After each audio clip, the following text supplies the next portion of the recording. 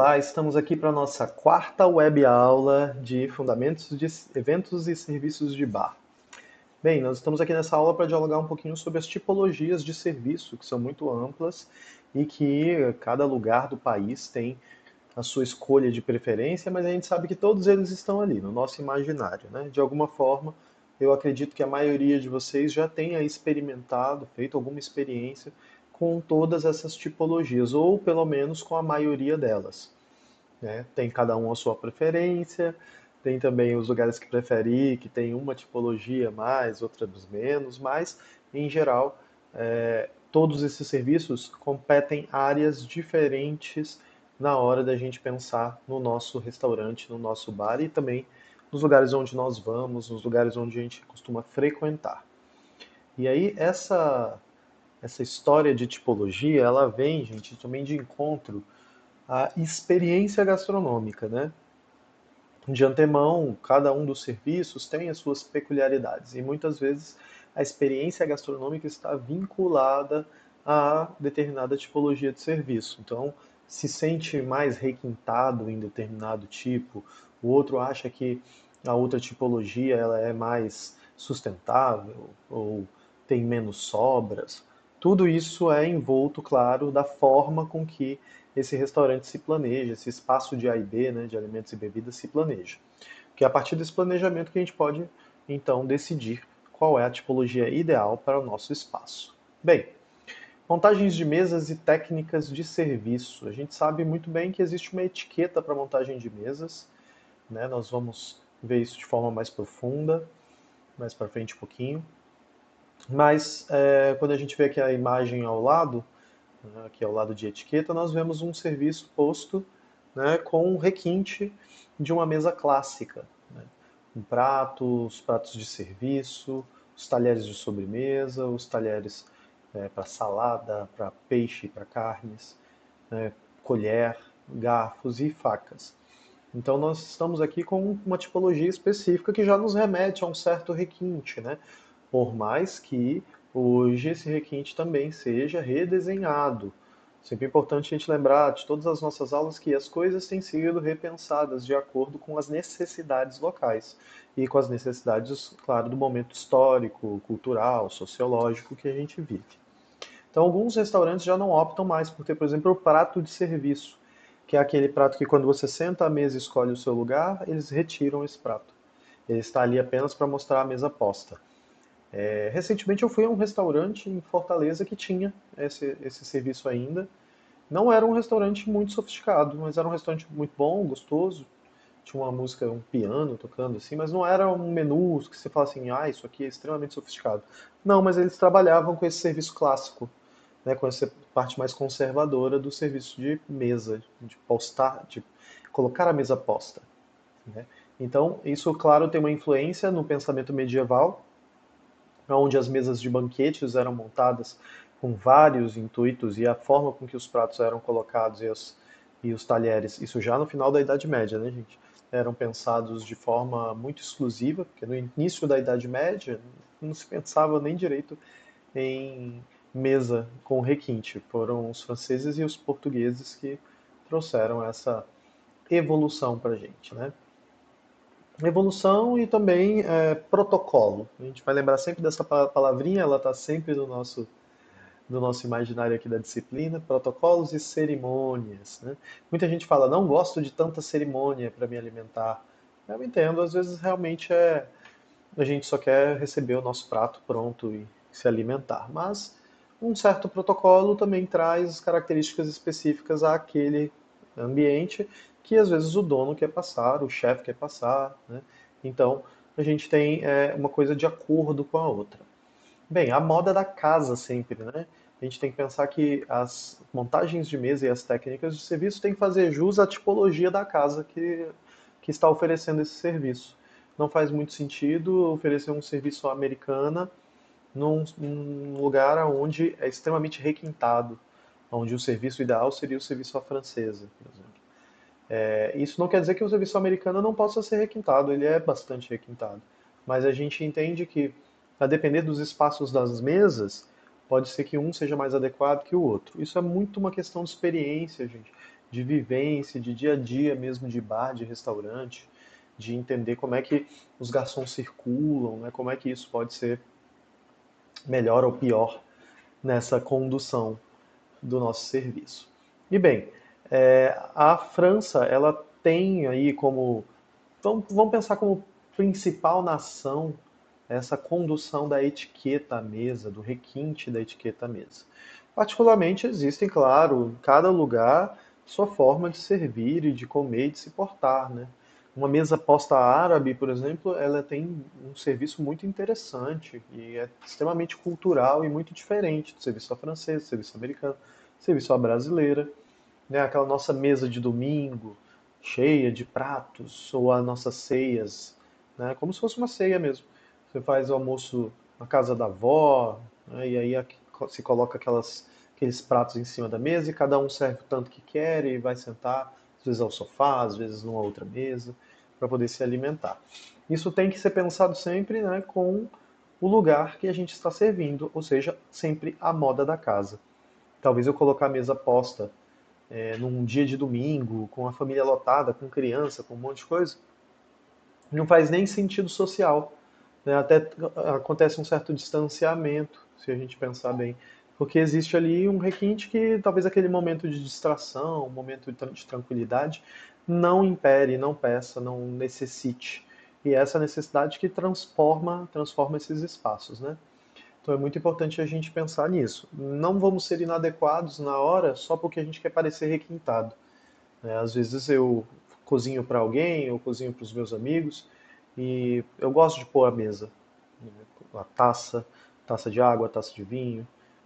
Não vou ficar pondo, claro, um talher de cada tipo, porque provavelmente quem vai lavar isso depois sou eu ou alguém que está ali à mesa.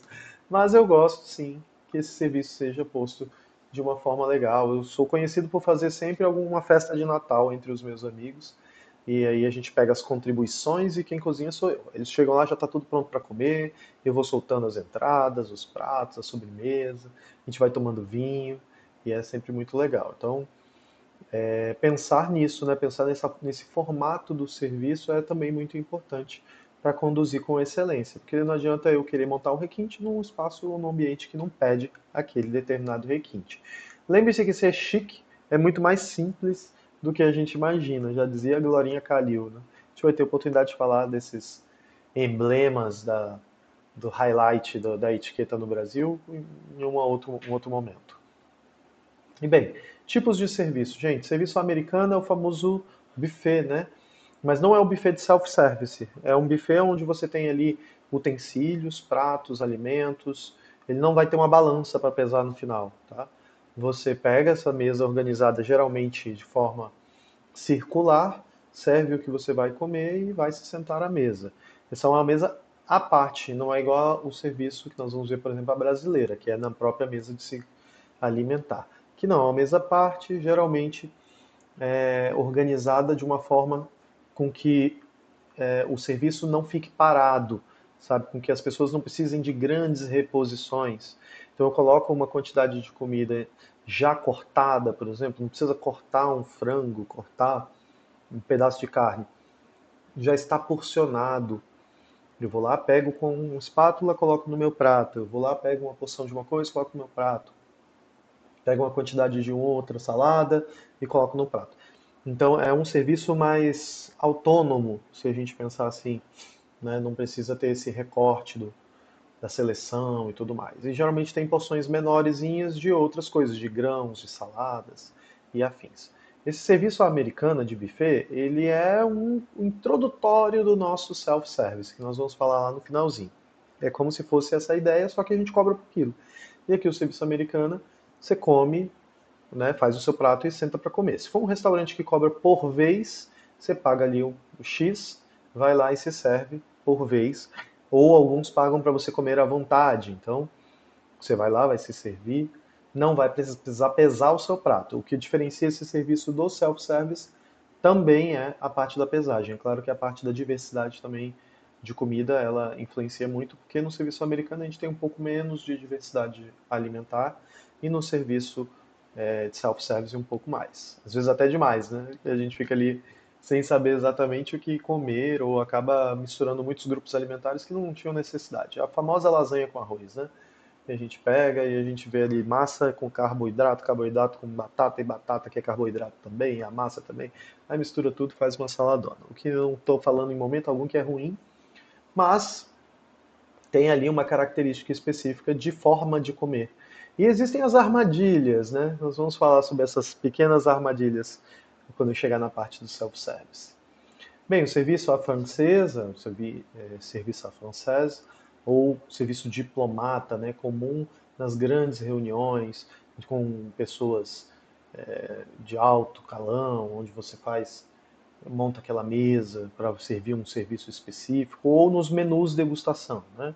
Essa aqui é interessante porque ela fica à esquerda do convidado. O seu garçom entra à esquerda, te oferece o produto, você pega o produto que você quer. Ou o garçom coloca o produto sobre o seu prato. Ele oferece um alimento, geralmente do menu principal, né, com a possibilidade de um coquetel volante de entrada, onde pequenas saladas, empratados, pequenas porções são servidas antes, né, e às vezes até durante também.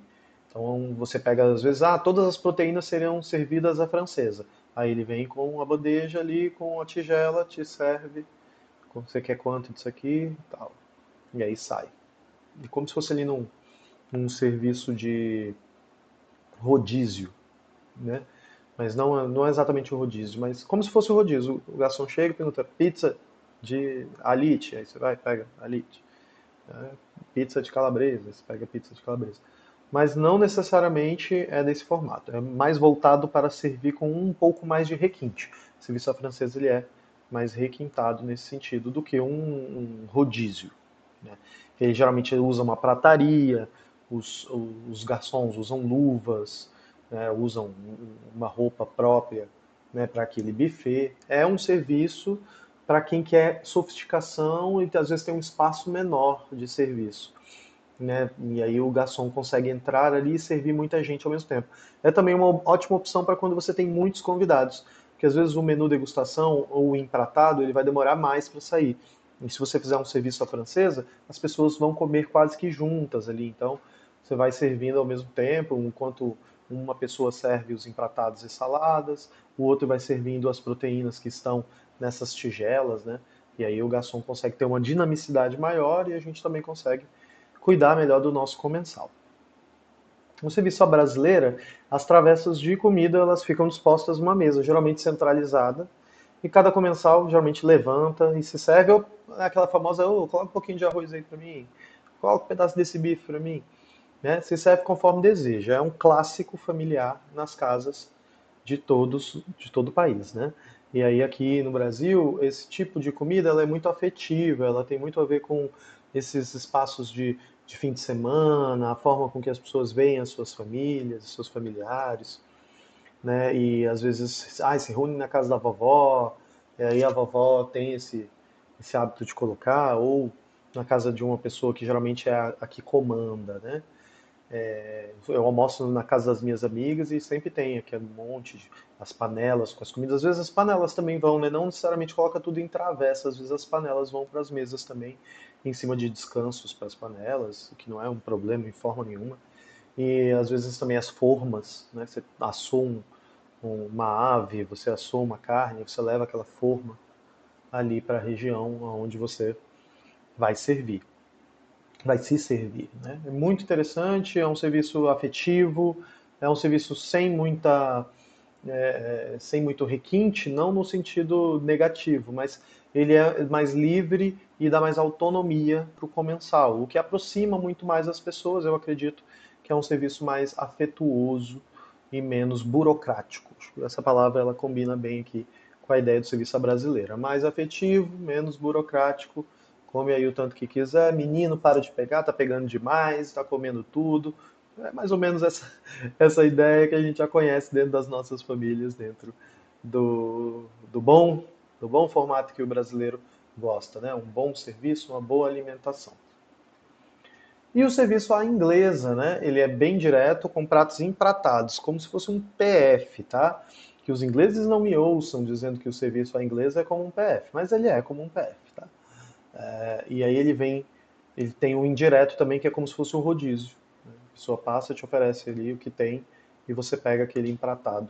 Mas são empratados, né? Tem ali o bife Wellington em cima de um purê, aí você pega, o garçom passa e você recebe um.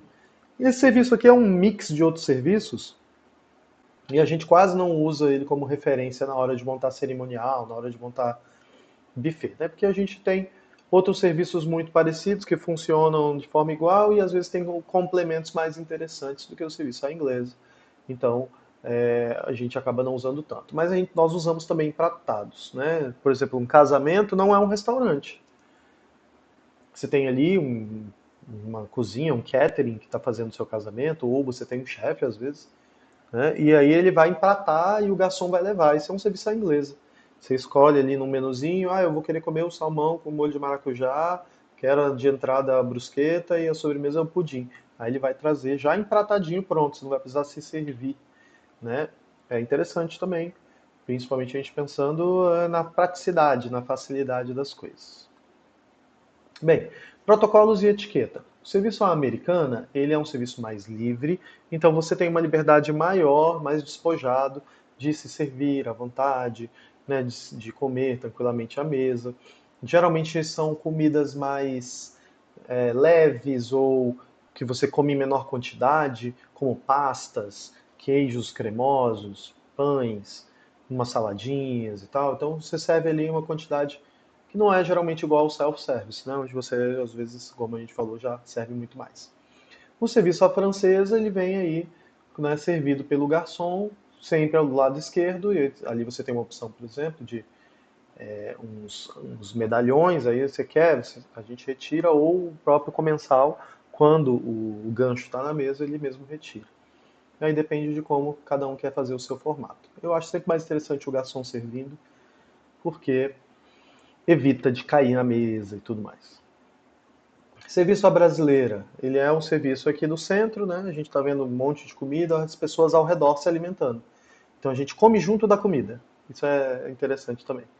Né? No serviço à brasileira, a comida ela é personagem na mesa. Ela não é coadjuvante, ela não chega depois. Ela chega junto. A gente coloca aquela feijoada linda, com arroz, com torresmo, com couve, com vinagrete ali, farofinha, e você serve, né, e coloca aquele prato e senta junto da comida, como se você estivesse ali olhando para ela e dizendo: Nossa, como tu é gostosa, eu estou aqui comendo junto com você. Né? E também é uma forma de aproximar essas pessoas, né, que estão ali geralmente nesse espaço de confraternização familiar e tudo mais. E o serviço à inglesa é esse serviço que vai trazer os empratadinhos, como a gente falou, e vai servir direto para o cliente que vai fazer essa expectação. Tá? Ele é um serviço que tem o auxílio de um guéridon, que é um carrinho. Aí a pessoa traz aquele carrinho, vocês já devem ter visto em alguns restaurantes, às vezes tem esse carrinho de sobremesa, né?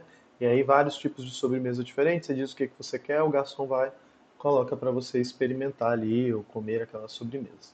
Então é legal, é um serviço diferente, mas pouco utilizado no Brasil. Vamos para a nossa questão especial aqui. Certo, vamos para o feedback da nossa questão.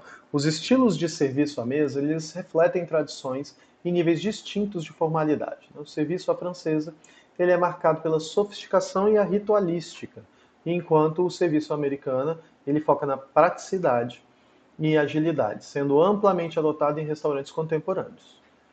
Assinale a alternativa que diferencia corretamente um serviço do outro, o serviço à francesa do serviço à americano. E o nosso correto aqui, letra A, diz o seguinte: no serviço à francesa, o garçom apresenta, atravessa ao cliente e serve pelo lado esquerdo. Falamos aqui na nossa aula, vocês vão lembrar disso na hora de fazer os trabalhos de vocês. Então, por que os outros estão errados? Bem, vamos lá.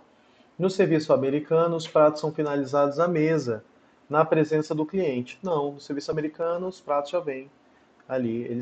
Você vai se servir e já está pronto. Você não vai pegar um prato montado, você vai montar o seu prato, né?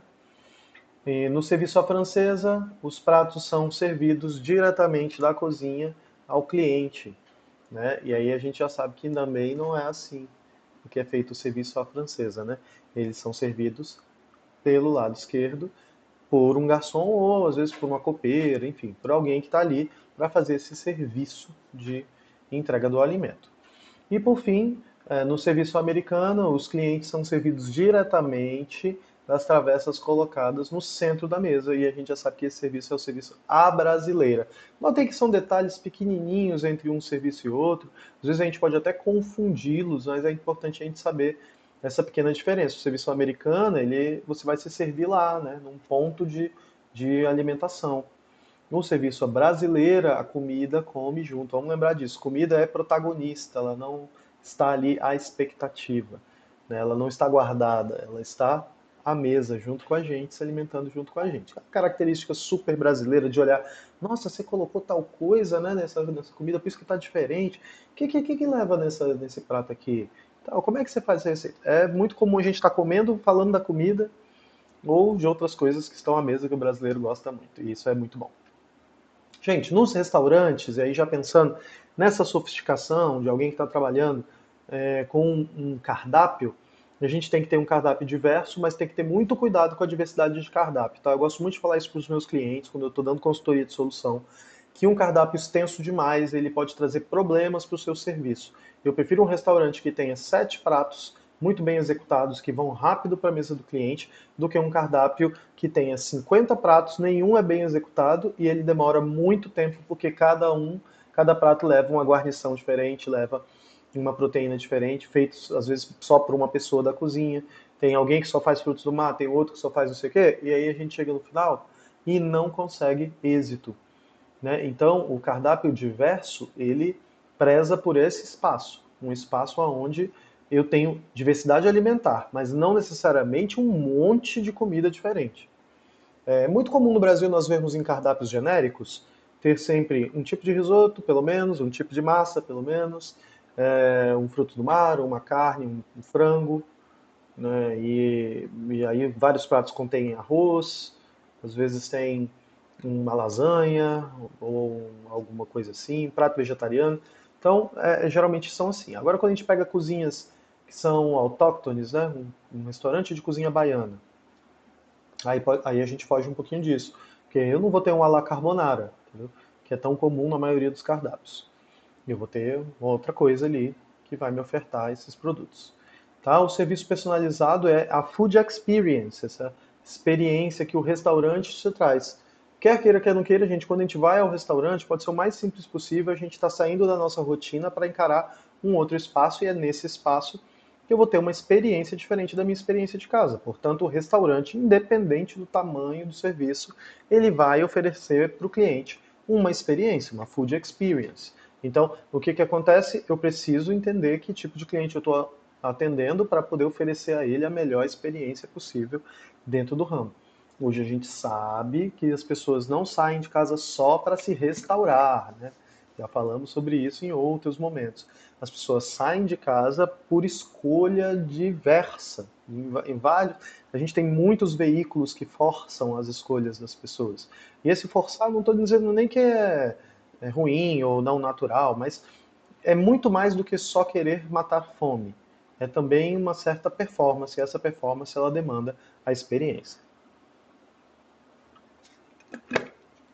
A estética e a temática devem ser respeitados, então, se o restaurante é temático e ele tem uma estética específica, os pratos acompanham a temática e a estética específica.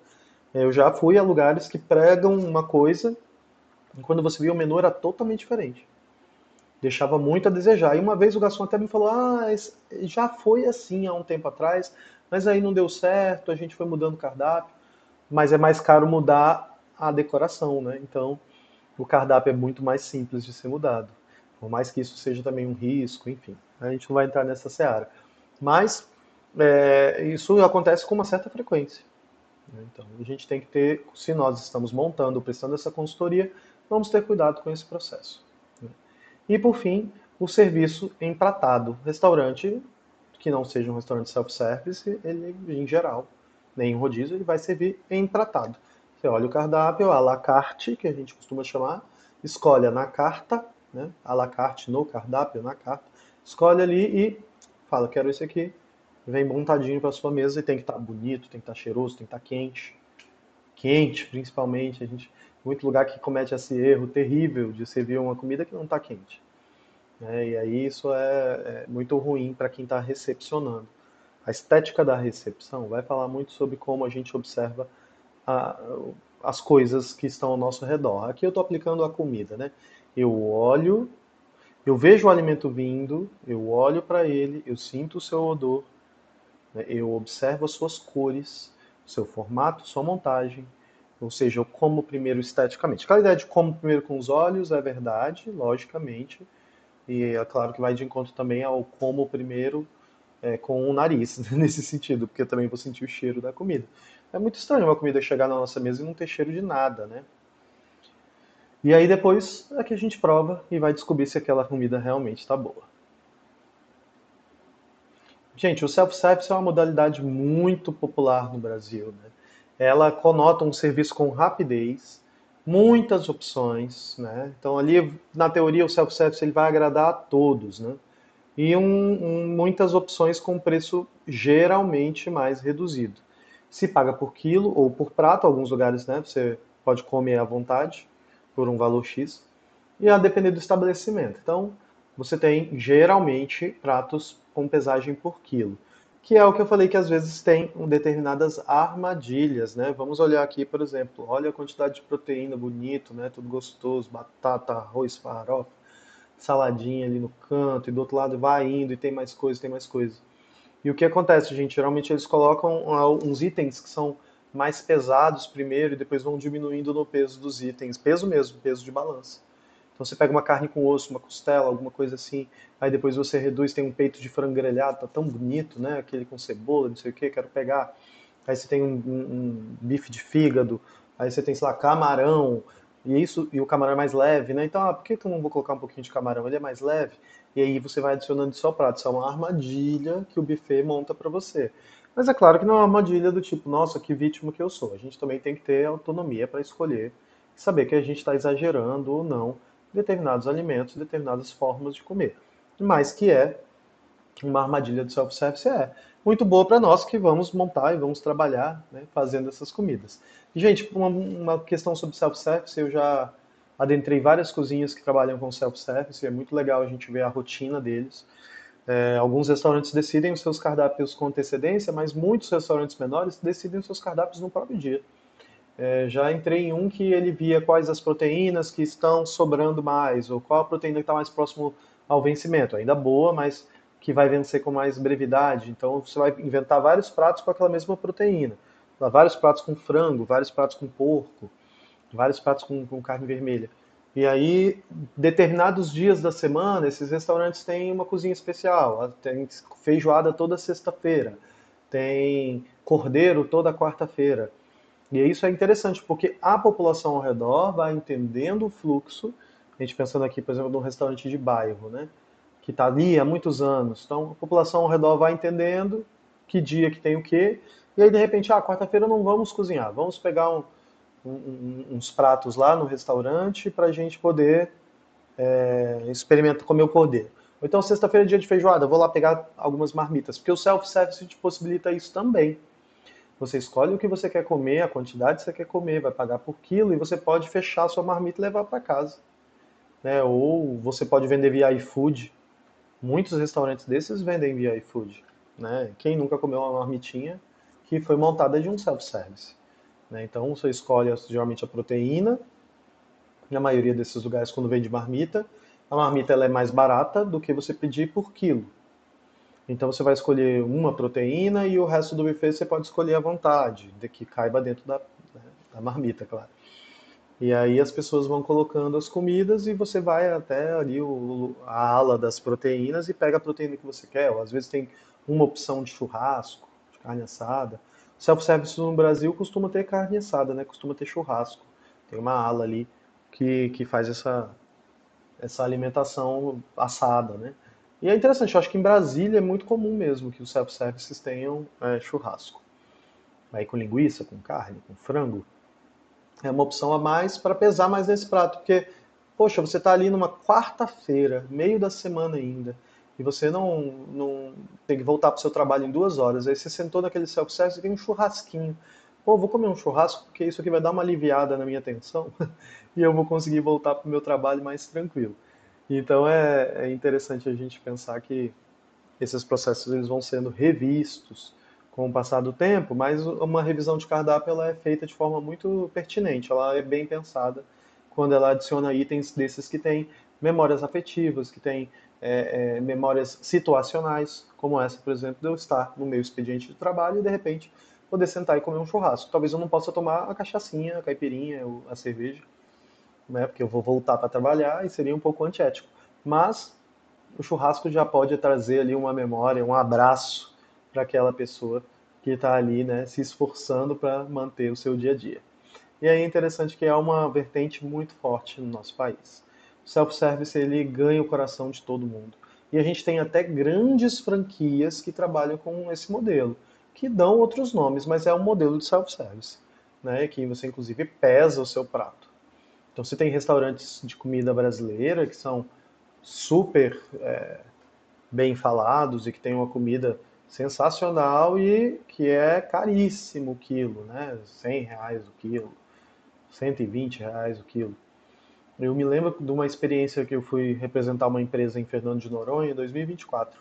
E o restaurante mais barato da ilha, na região central, era um self-service. Esse self-service ele custava R$ 98, se eu não me engano. Era o mais barato. Então imagina, você come 400 gramas, você está pagando quase R$ 50. Você com certeza vai pagar cerca de R$ 50 na sua alimentação mais barata na ilha de Fernando de Noronha. Se você quiser sentar em outro lugar para comer um empratado, você pode ter certeza que você vai deixar para individualmente aí cerca de R$ 300 a R$ 400. Não, não, muito comumente você vai deixar esse valor lá. Fernando de Noronha é um mundo à parte, a gente sabe que tem várias questões especulativas, inclusive tem uma questão aí socioeconômica que envolve os tipologias de frequentadores que vão, que são pessoas que podem pagar esse tipo de preço, portanto, o espaço tem essa demanda e essa oferta. Vamos para a nossa segunda questão. Muito bem, vamos lá. Feedback da nossa questão 2.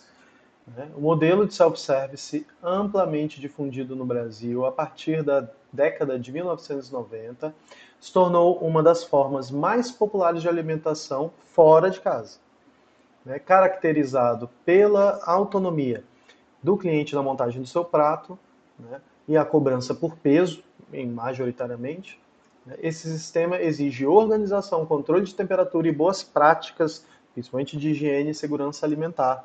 Porque aquela comida que está em richô ali, com pessoas em cima, alguns hoje já tem até uma proteçãozinha para você não ficar cuspindo dentro da comida do outro, né? Ou respirando e caindo barba, que nem o professor que tem barba aqui, ou cabelo de quem tem cabelo grande. Mas é essa coisa, né? Tipo, você chegou ali e já rodou. A não ser que você seja o primeiro que esteja comendo. Então, há possibilidade de ter sujidades externas no na sua alimentação do self-service. E, portanto, a empresa tem que ser sempre atenta, manter tudo muito limpo. Você vai ver sempre alguém reorganizando as gôndolas, verificando as temperaturas, vendo se algum alimento está fora, se o richô está funcionando, porque é muito sério, né? A gente está falando de intoxicação alimentar, né? E que é uma coisa seríssima. E pode matar, inclusive. Ninguém quer morrer aqui porque comeu no self-service uma comida gostosa, né? Então, dentre as opções abaixo, qual a medida essencial para garantir a qualidade e a segurança em um restaurante self-service? Manter os alimentos quentes acima de 60 graus e os frios abaixo de 10 graus durante todo o tempo de exposição, que geralmente são 4 horas, das 11 da manhã às 3 da tarde. Claro que tem lugares que funcionam menos e outros que funcionam mais, mas em geral é esse período de 4 horas de exposição, ou seja, essa comida ela foi feita às 9, né, e aí todo um cuidado, 9, 10 horas, né? Todo um cuidado para que isso permaneça palatável e seguro, para que o seu cliente não, né, não passe mal, não coma algo que seja ruim. Vamos ver as outras proposições, gente. Posicionar os alimentos com identificação para agilizar o atendimento. Olha, eu gosto da ideia dos alimentos com identificação, né? Eu acho que a identificação aqui não é exatamente para isso. Por que que esse item está errado? Não é uma identificação que vai agilizar o meu atendimento. É a forma com que os produtos estão dispostos nos richôs e nas gôndolas. A informação ela ajuda, mas não é o principal ponto, vamos pensar assim. É porque aqui está perguntando para a gente o que é essencial. E a gente já foi em vários self-services, gente, por favor, né? Eu pelo menos já fui, que não tem identificação, você vai pegando no feeling. E às vezes você pega até alguma coisa que você não imaginava que era. Eu já peguei muita comida que eu não gostava muito, mas que estava ali, eu achei que era uma coisa e era outra. E acontece.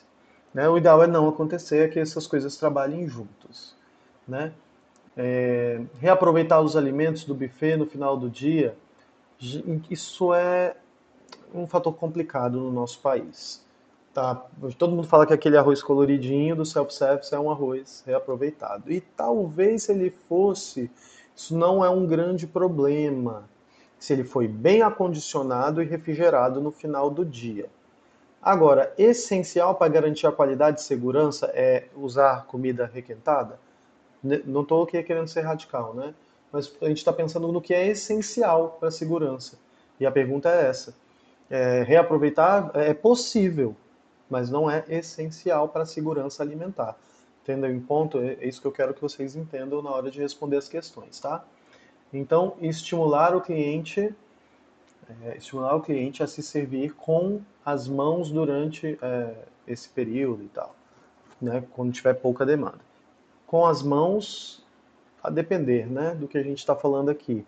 Em alguns lugares você tem luvas. Eu não sei se a luva colou muito no Brasil, principalmente em Brasília, sabe? Eu acho um desperdício de lixo, de plástico excessivo. E aí você pegar uma luva só para pegar sabe, no pegador da salada, dos alimentos, e depois você descartar aquela luva, eu acho uma geração de lixo muito grande. Eu entendo a função, mas eu acho que uma mão bem limpa, com um pouquinho de álcool gel, resolve muito bem esse processo rápido, porque o self-service é rápido. Se sirva sozinho e vai embora.